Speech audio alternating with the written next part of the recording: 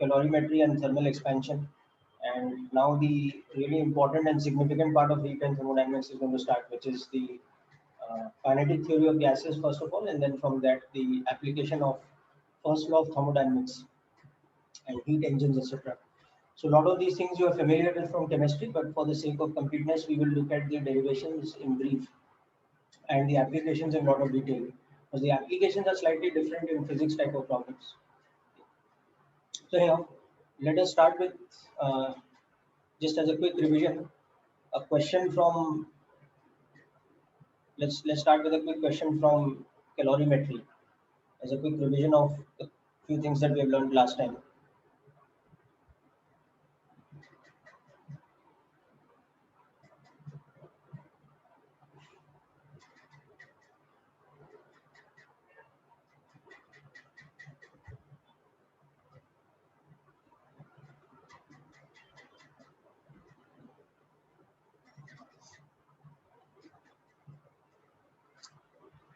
Okay, so try out this question now. An insulated vessel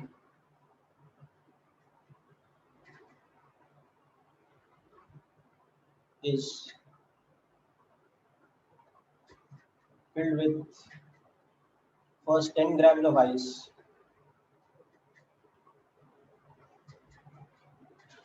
at 0 degrees C plus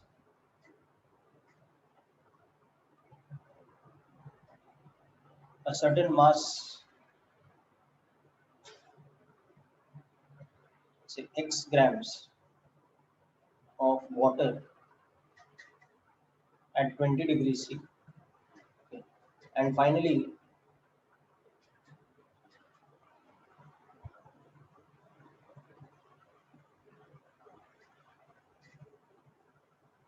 sorry, this is 20 grams. Okay. Just make a correction here. 20 grams of ice at 0 degrees C is mixed with an unknown mass x grams of water at 20 degrees C. And finally, 10 grams of steam at 100 degrees C is passed into the vessel. Okay. The final equilibrium temperature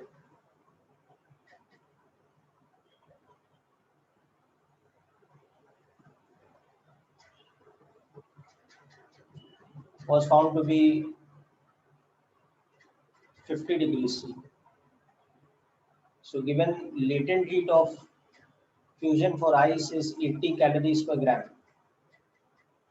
Latent heat of vaporization for steam is 540 calories per gram.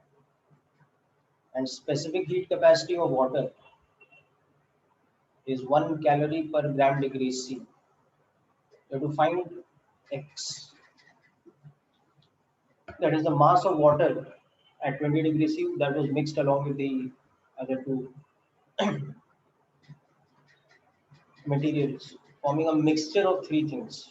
That is ice at 0 degrees C, water at 20 degrees C, and steam at 100 degrees C. These three things were mixed together, and the final equilibrium temperature of the mixture was found to be 50 degrees C. So from that we have to find the unknown quantity, which is the mass of water that was added. Just try out this question.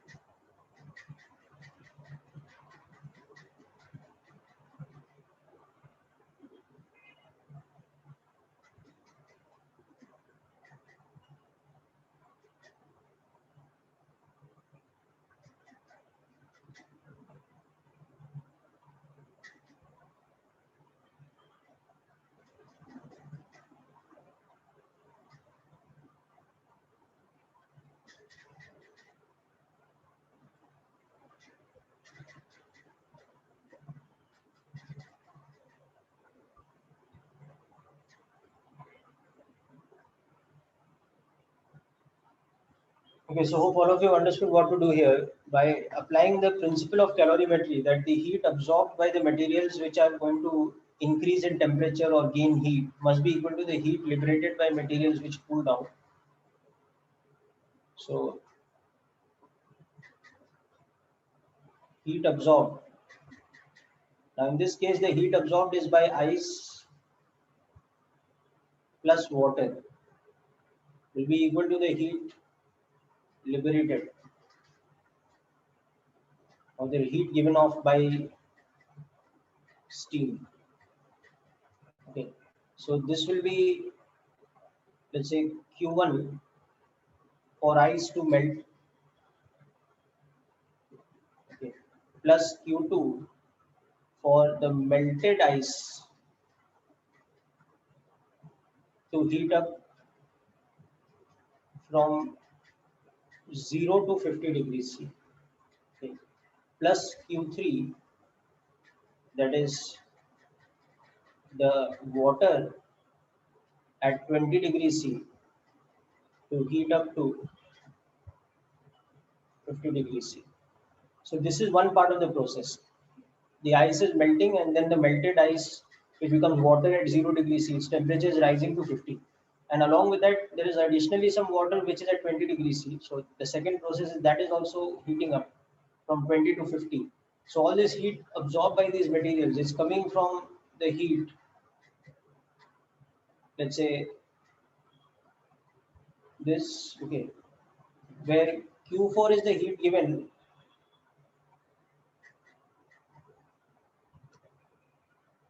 to condense the steel. Okay. And this is finally for water from the condensation to cool from 100 degrees C to 50 degrees C. So this is how we express it. Yes, that's correct. Very good. Yes, Bhaviskar, your answer is correct.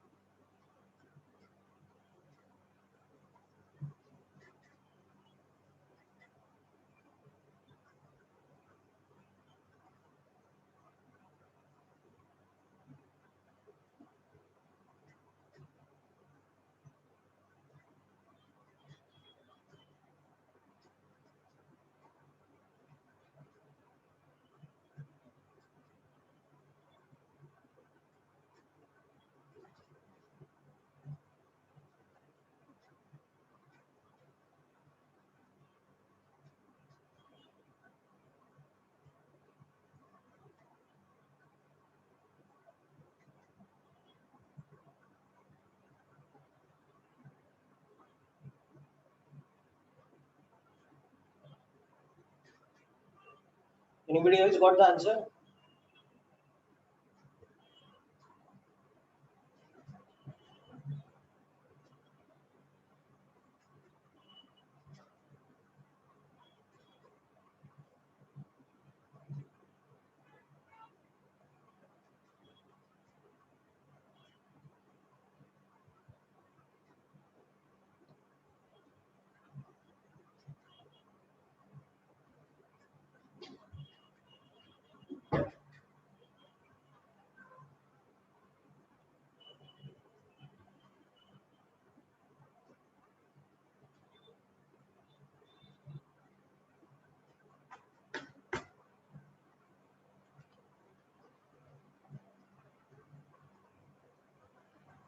You should be getting X as 110 grams. Let's see how that works out.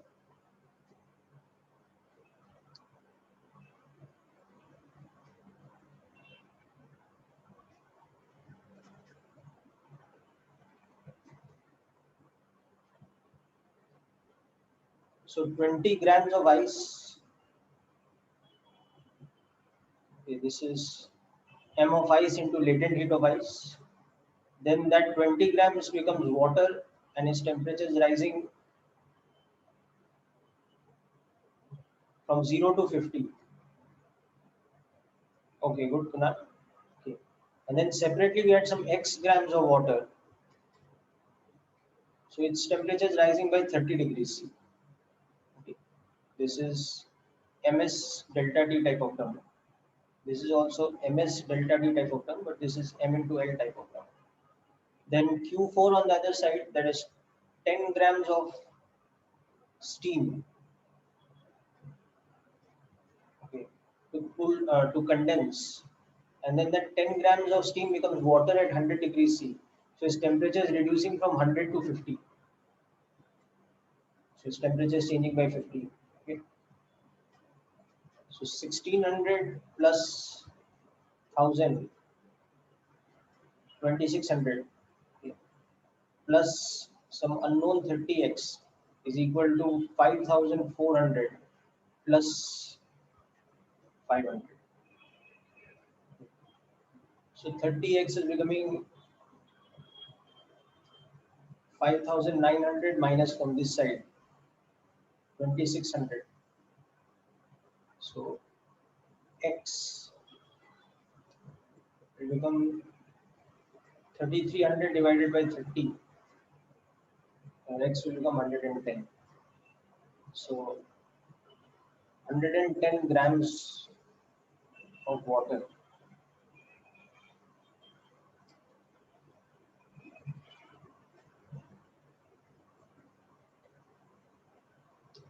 Okay, so as you can see, it's a very simple unitary method type of method of calculation for all calorimetric experiments. So nothing very difficult in this chapter.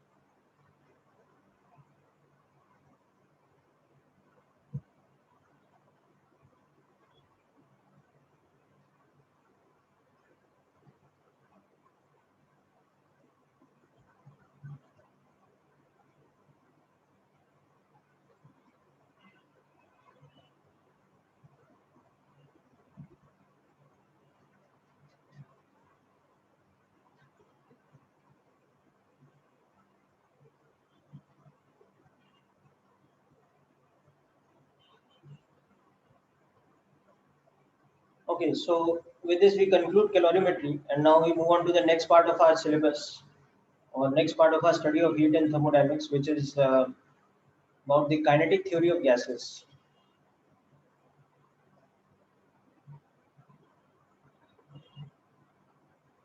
So this, as you know, is the basic building block of thermodynamics and applications of first law of thermodynamics, etc.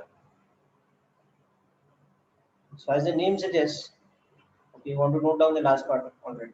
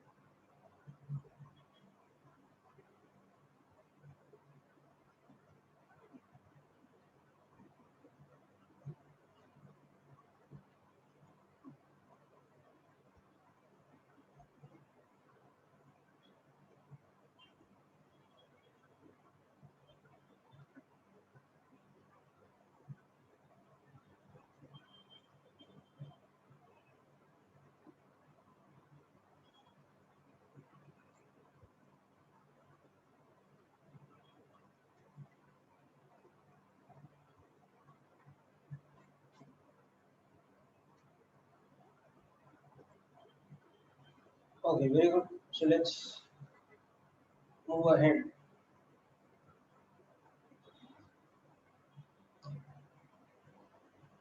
So as the name suggests, kinetic theory of gases is a theoretical model for an ideal gas that is based on the understanding of the kinetics, or in other words, the motion of the gas molecules. So we have what is called the kinetic model of an ideal gas,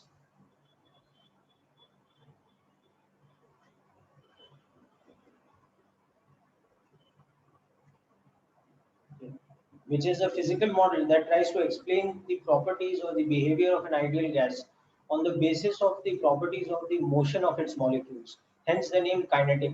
The name kinetic has come from motion. So all the properties of the ideal gas, whether it is Boyle's law, Charles' law, or its behavior in certain thermodynamic processes, etc., they are all going to be explained on the basis of the understanding of the motion of the gas molecules. Hence the name kinetic. Now, any model is based on certain assumptions. So let's start by understanding what are the assumptions about the physical properties of an ideal gas. So the first assumption, a very simple one, that the gas is such a material, or it is such a state of matter, that the molecules are very loosely packed in the gas. So in other words, the volume of the gas is very large compared to the actual volume occupied by the molecules, because most of the volume of the gas is just the empty space between molecules, because the molecules are very loosely packed. Unlike a solid in which the molecules are densely packed. So the volume of the solid is more or less the volume of the actual molecules. But in a gas, it's the other way around. The volume of the gas is much, much, much larger compared to the actual volume of the molecules, because most of the volume occupied by the gas in a container is just empty space because the molecules are very loosely packed. So that's the first assumption of the kinetic model, that gas molecules occupy a very small fraction of the volume of the gas.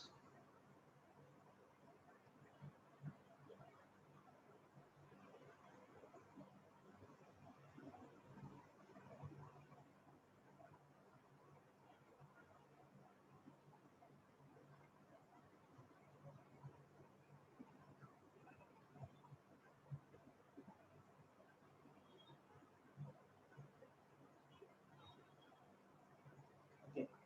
Most of the volume, most of a gas's volume is empty space.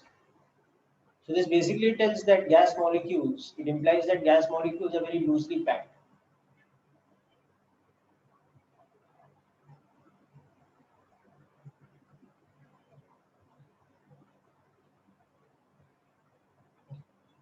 And this assumption itself, it explains the second assumption which we're going to come to. That if the gas molecules are very loosely packed, that means they hardly influence each other. That means intermolecular attractive forces or intermolecular attraction is almost absent in gas molecules. So gas molecules move about independently or freely because there is no intermolecular attractive bonds or forces, unlike solids or liquids, which have stronger intermolecular bonds. In the case of solids, as you know, the bonds are so strong that the molecules can't really move about, they can only vibrate at their positions. Whereas in the case of liquids, they can move about, but the density of the liquid or the volume of the liquid is constant, only the shape can change.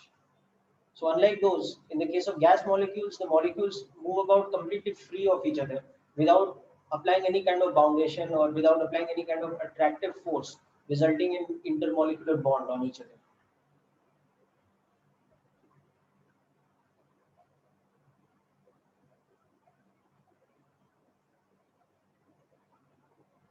So gas molecules move about freely, okay, and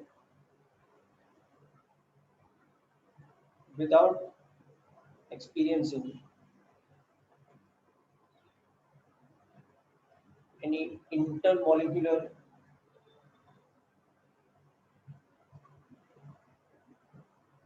attraction forces.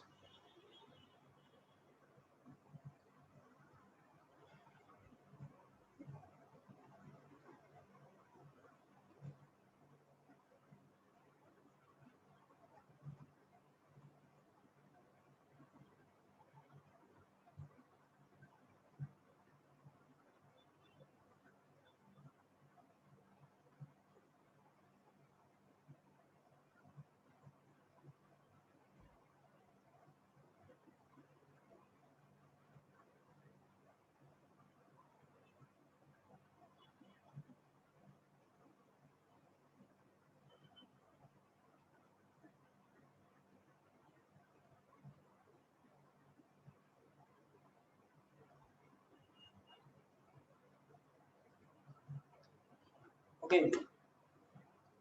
Now, while molecules don't apply any intermolecular attractive force or there's no intermolecular bond, but at the same time, as they are moving about freely, they do frequently collide with each other, and they also collide with the inner walls of the container in which the gas is, uh, you know, in which the gas is contained. So these collisions are believed to be perfectly elastic. That means there is no loss of kinetic energy when gas molecules collide.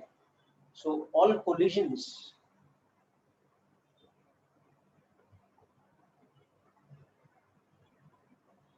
involving gas molecules.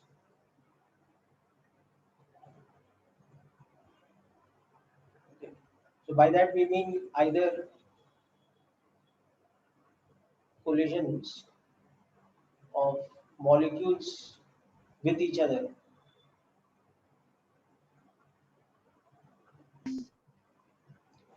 or collisions of molecules with the inner surfaces of the container.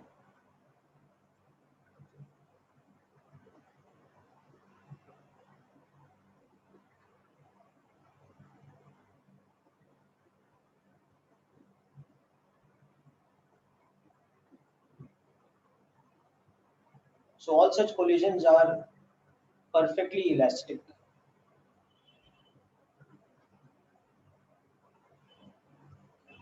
in nature.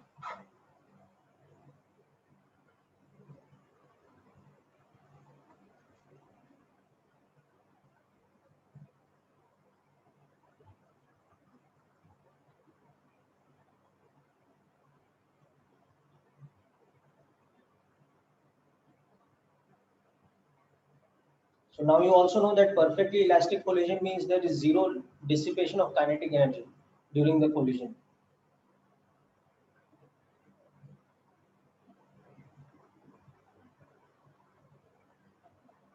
No loss of kinetic energy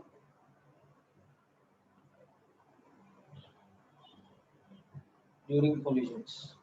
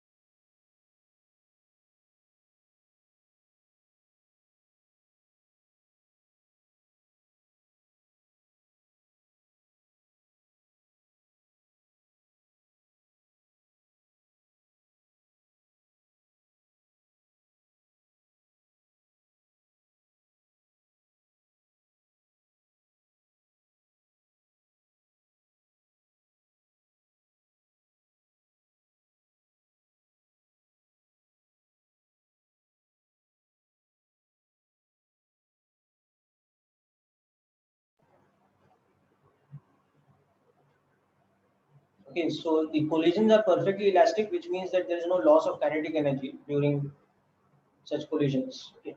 So this will become very significant later when we are doing some mathematical derivations uh, relating to the pressure that a gas applies on the inner walls of the container, because the pressure that a gas applies is basically because of collisions. The impulse transfer that takes place from collisions, that only results in pressure.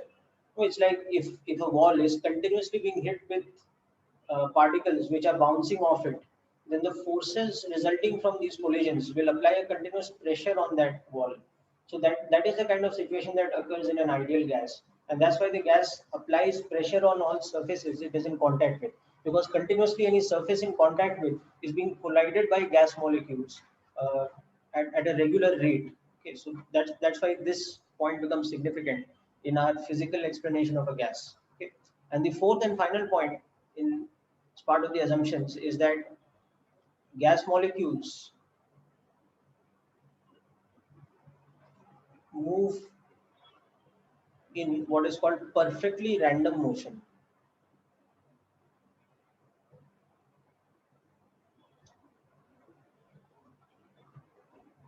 Or there's a more specific term given to this kind of perfectly random motion. It's called perfectly random or Brownian motion.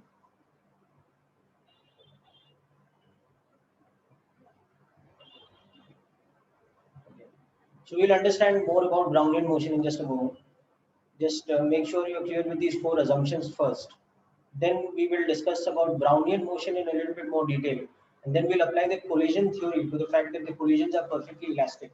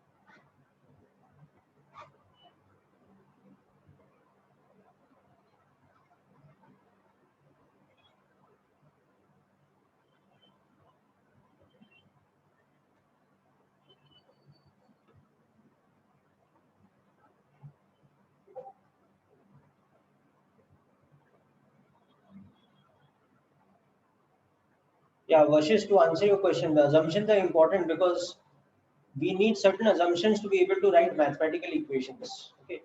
Without the assumptions, we cannot generate any mathematical equations to describe the behavior of the gas. So that is what we'll see next. Okay, when we develop the kinetic model of the ideal gas based on the assumptions. For example, if we don't know that the collisions are perfectly elastic, then there's no way we can understand how the momentum transfer happens as a result of the collisions of the gas molecules with the wall. So there will be no way to understand the relationship between the gas molecules velocity and the pressure. So the entire mathematical model of the ideal gas and the understanding of how the physical properties like pressure, volume, temperature, average speed of gas molecules, etc., how they are all related to each other, the internal energy, etc. We won't be able to understand the relationships between them if we are not able to generate equations. And to generate equations, we need to apply the assumptions that we are talking about over here. So that is why it's very significant. And what ultimately happens is you might say, okay, these are assumptions. So what is the guarantee that they are true? So based on the assumptions, then we write equations. And these equations are then in agreement with the actual experimental data that we get from conducting the experiments. So if the data from the experiments is in agreement, that is the practical information about the gas is in agreement with the theoretical model, then we can say that the assumptions are more or less correct. So that is the method of procedure. Okay. Yeah, Chris, that's correct. Zigzag motion is what is meant by Brownian motion. Okay.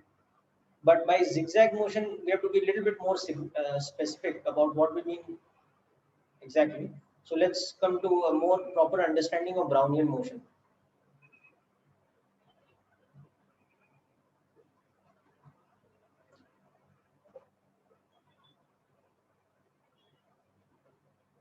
Okay, so Brownian motion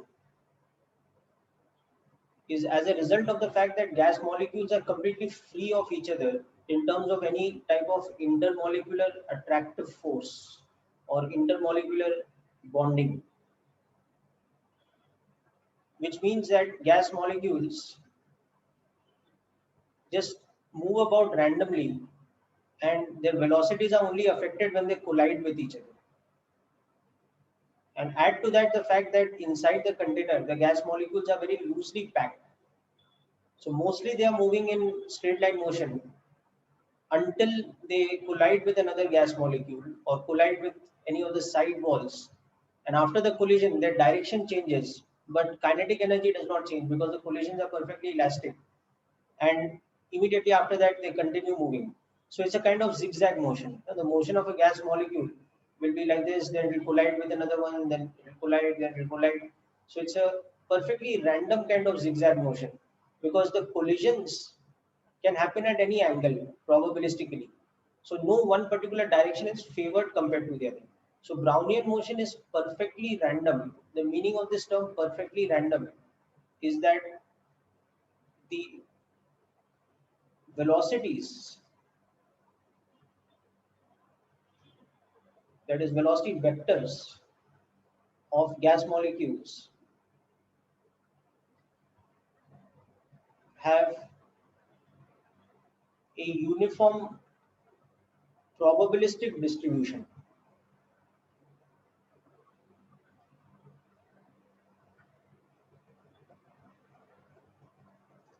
in all directions in three-dimensional space, that is XYZ axis. So what we mean by equal probabilistic, yeah, we cannot predict in which particular direction. That's one way to put it.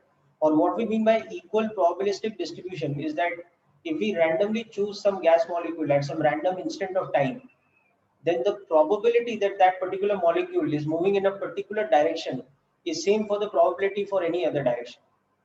Okay, so no one direction is probabilistically favored or more likely to occur compared to any other direction. If we randomly pick out a molecule, it's equally likely that it's moving in one direction compared to any other direction possible for it. Okay, so that's one way to understand uniform probabilistic distribution in terms of direction.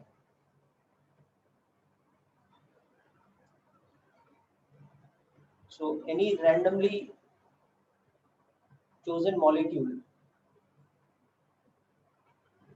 or selected molecule at any instant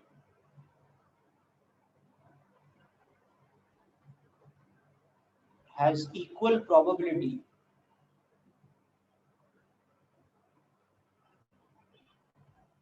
of motion along all possible directions. That's one way of interpreting it. Okay. Another way of interpreting it is that for a randomly selected bunch of molecules,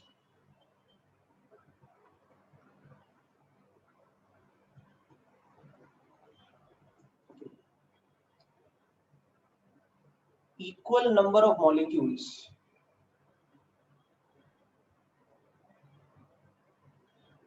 are moving in any possible direction.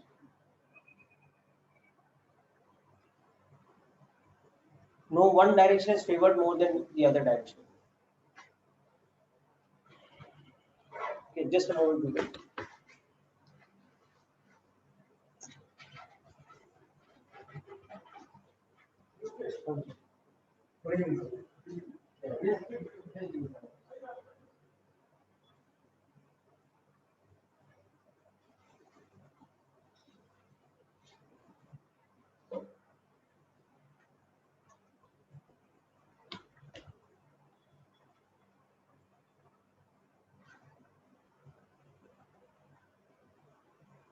Okay, so this is what we mean by the term perfectly random motion. That is, probabilistically speaking, the distribution of the velocity vectors is equal for all directions. So no one particular direction is favored compared to any other direction. Right. Now this statement here, it has two important implications when we look at statistical methods applied to the velocities of the molecules. Okay. The first important statement is that if we talk about the average velocity or the mean velocity, okay, so that is nothing but summation of velocities or the vector sum of velocities for all molecules divided by the number of molecules. Okay.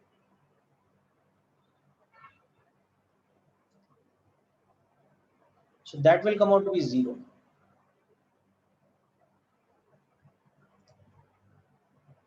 Yeah, we'll come back to that, Chris, just a moment. Okay. So the average value of velocity will come out to be 0. Now, why this happens is because remember, velocity is a vector quantity, so the direction is equally significant. Now, if we have a very large number of terms in our sample set, because obviously the number of gas molecules is very large, right? Avogadro's number is a very large number, but the directions of the velocities are equally distributed over three-dimensional space. That means when we do the vector sum, okay, the number of molecules in any particular direction having velocity in a particular direction will always cancel with the number of molecules having velocities in exactly opposite directions. And this will be true for all possible direction cosines of the velocity vectors. So by just assuming that the motion is perfectly random, okay, no, v is instantaneous velocity, not Tej. V is instantaneous velocity at any moment. Okay, so for any particular, okay, and I over there is the index. Okay, so we are doing the summation over the n number of molecules. So basically this summation term to calculate the average is like v1 plus v2 plus, we are doing this vector sum going up to capital N, which is the total number of molecules. Now you can imagine that's very huge, right? Because Avogadro's number is of the order 10 raised by 23. So we are talking about literally infinite number of gas molecules, but such that the velocity vectors are randomly distributed. So their vector sum has to be 0. So that's the first important mathematical relationship that we understand on this. Okay. So average velocity therefore is not a significant term for us at all. Okay. But average speed would be a significant term. So next we define something called the RMS speed, denoted by the symbol VRMS. So RMS stands for root mean square.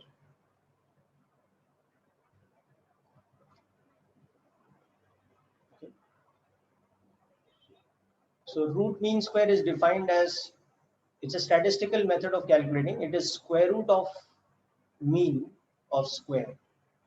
That means it is square root of summation V square for all the molecules divided by the number of molecules. So that's mean square and then square root of that. So it is basically like V1 square plus V2 square plus V3 square. This summation carried out for the entire sample set of molecules divided by n. So this quantity is called RMS velocity. So RMS velocity will be non-zero.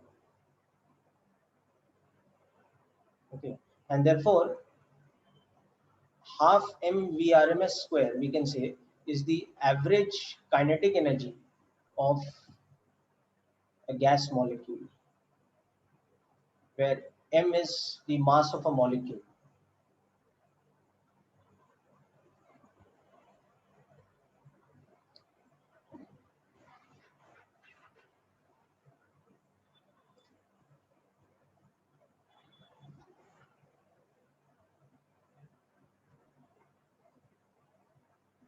Okay, people, now due to something urgent that has come up, I'll be finishing off our lecture here today and picking up this in the next lecture that we are discussing about. So next time we will see how RMS velocity is related with the temperature, pressure and volume of a gas, etc. So we will look at this kind of relation, which you must have seen in chemistry also. But this will come by applying the assumptions of the kinetic model. Okay, this will come by application of collision theory.